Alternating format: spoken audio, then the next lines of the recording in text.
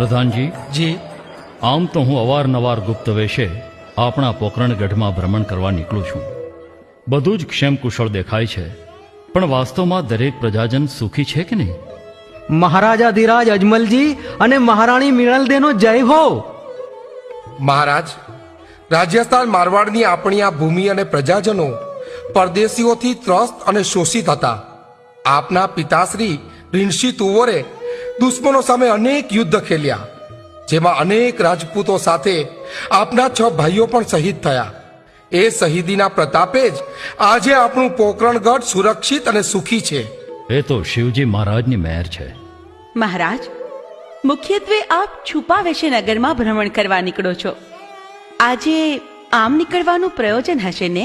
રાણી, ચમકતું બધું સોનું નથી હોતું. પ્રત્યક્ષ નિહાળીએ તો જ સત્ય સામે આવે કે રાજાને જોઈને રૈયત શું પ્રતિભાવ આપે છે. નાથ, મેં નજરે જોયું છે.